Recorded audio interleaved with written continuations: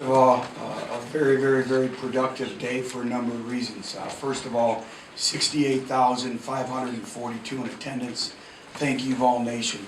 And every time we ask you to do something, you respond. And what a great day, great environment, great illustration to our players of what they represent on a daily basis, and also the excellence that is needed, that needs to come from that. Our former players, our Vol for Life's great turnout.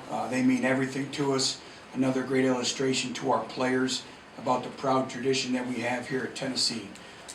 When I talk about a productive day, great in terms of putting everyone's football identity on film.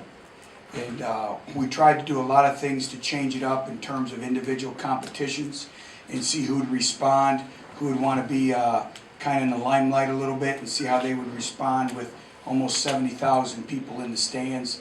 Everything in our football program is based on the core value of competition, competing for greatness. So again, we have great evaluation tools, explosive plays offensively.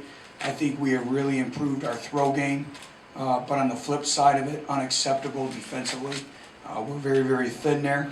We'll welcome 18 new additions in June. And I believe off the top of my head, 16 of them are on the defensive side of the ball. So we have to get them ready to play.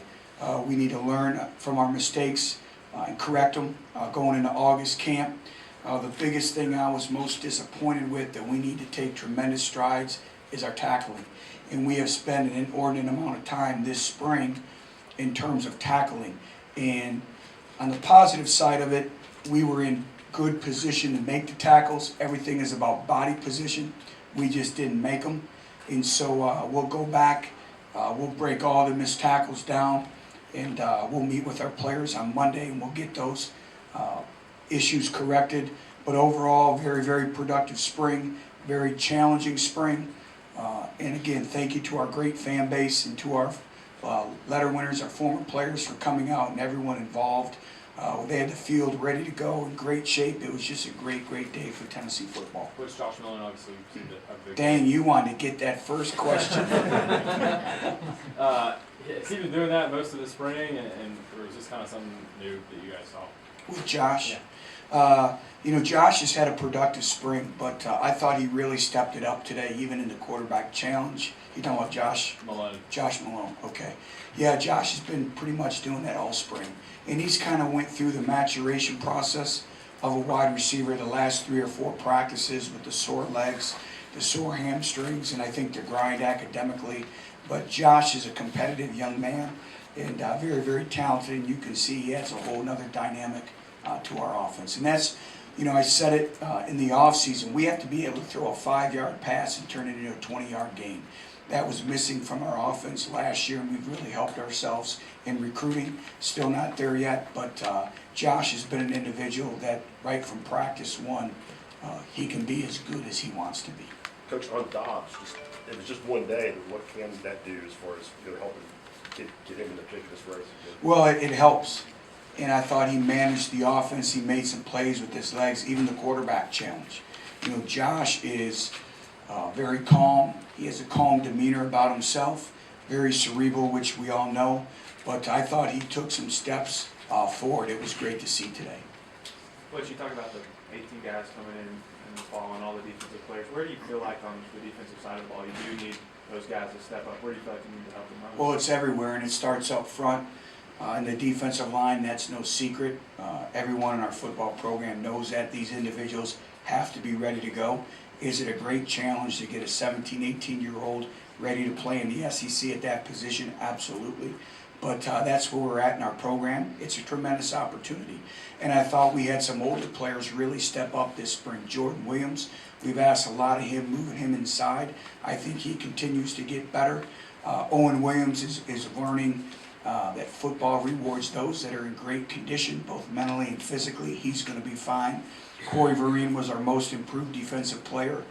Kurt Magid. So we have some players. It's just an overall depth.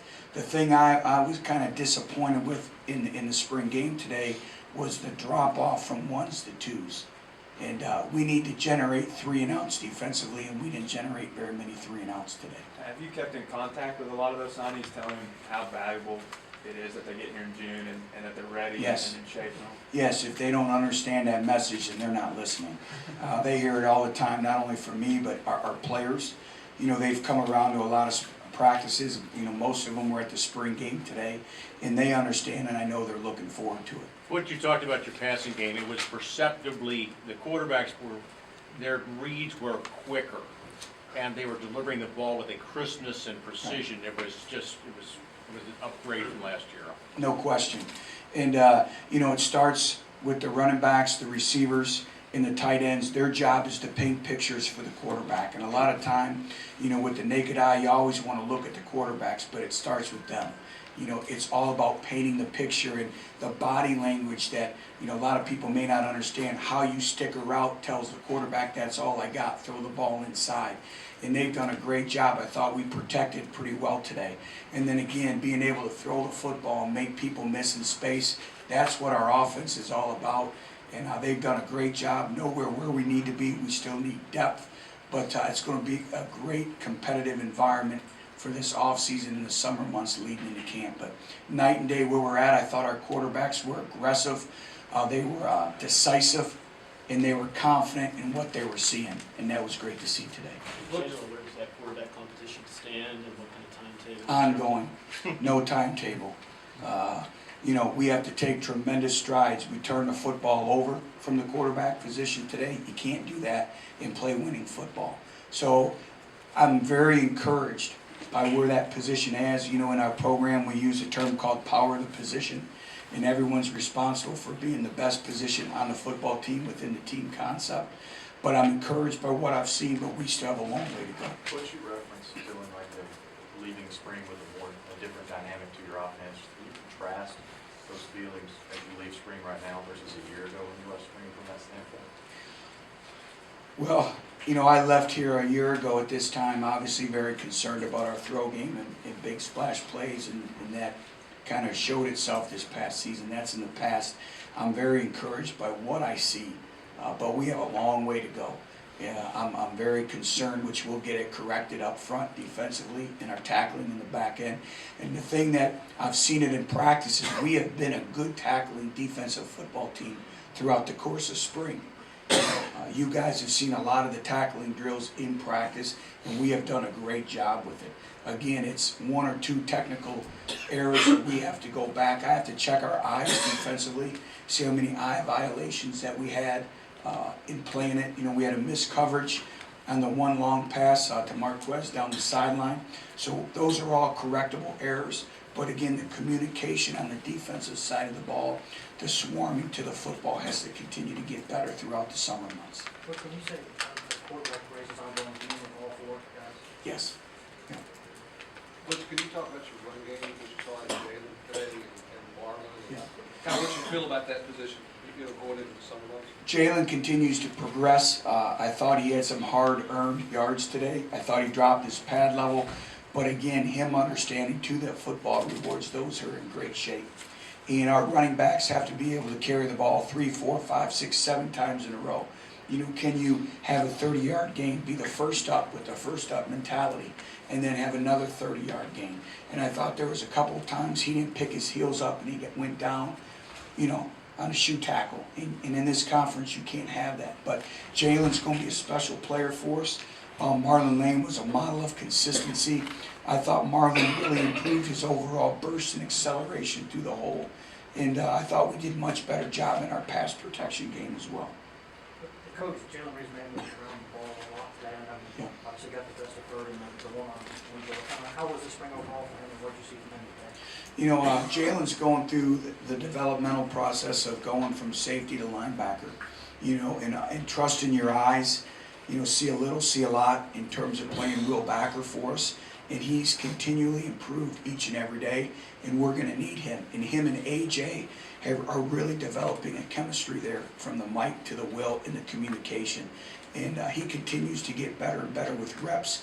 Now this off season in the summer is going to be critical for him. You know, he's going to have to put on 10 pounds.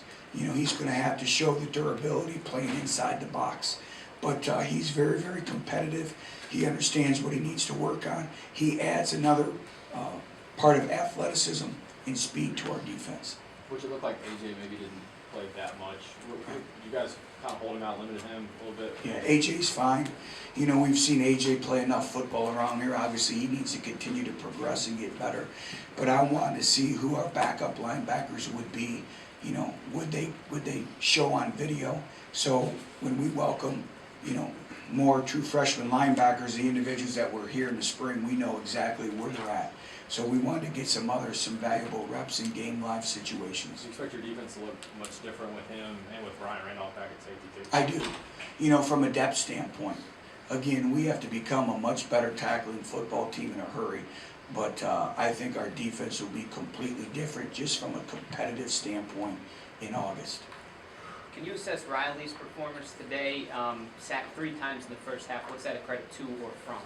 Well, a lot goes into sacks. You know, sometimes it's a wide receiver not winning his one-on-one, getting open. It may be, obviously, somebody losing their one-on-one matchup up front.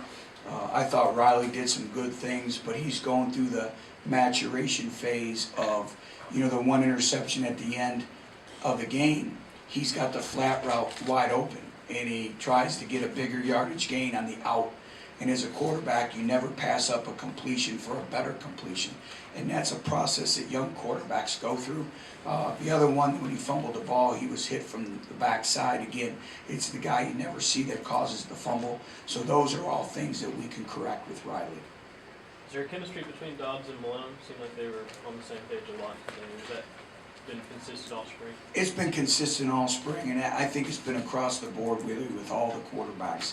You know, we work so much with routes on air and understanding, again, how they paint the pictures for the quarterback and all their body language and how they nonverbal communicate with our quarterback. So I thought that we've been on the same page pretty much most of the spring. What you talk about body language a lot, did you see from that standpoint what you needed to out of the 14 newcomers today? I did. I think anytime you can get in front of almost 70,000 and play, it is absolutely invaluable. In which individuals can handle the clutter, the distractions, and be able to focus. Also, snap and clear mentality. Hey, if you make a mistake, let it go. Play the next snap. So much is that psychological toughness that we talk about, the mental conditioning. The mind is very, very important. A lot of times, young players really struggle with that aspect of the game. Is that snap and clear mentality, move on, play the next snap, but also having a mental checkpoint, a checklist in your mind of down and distance, splits, technique, all that, and everything is happening very fast. So it always comes with maturation. And we don't have that right now, so they have to learn in a hurry.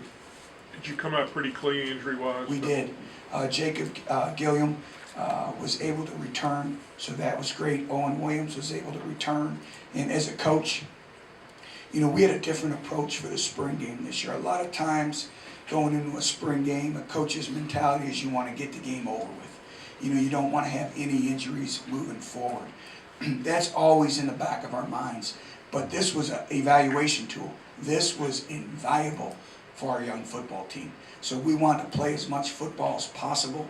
And it is great to see that we didn't have any injuries that will linger throughout the summer months as of right now. Coach, how did you do with the pace on offense that you want and you're looking for? You know, I thought our pace was much better. There's still times on an incomplete pass. That's not a license to walk back to the line of scrimmage. So we'll continue to work on that. But I thought our overall pace has really improved on a consistent basis throughout the entire course of spring. It's getting our defense lined up fast. You know, that's the other thing. You look at now kind of the flavor of the SEC and really college football, the landscape of college football. You know, it's turning into a no-huddle game. And so we have to learn how to get lined up and also learn how to celebrate when we have a tackle for loss. How you celebrate as a defense, get the signal, and get lined up fast again. Coach, obviously it wasn't a great day overall for the defense, but were there a couple guys that all stood out to you on that side of the ball who made some big plays? Yeah, you know, we just spoke about Jalen Reeves-Maven.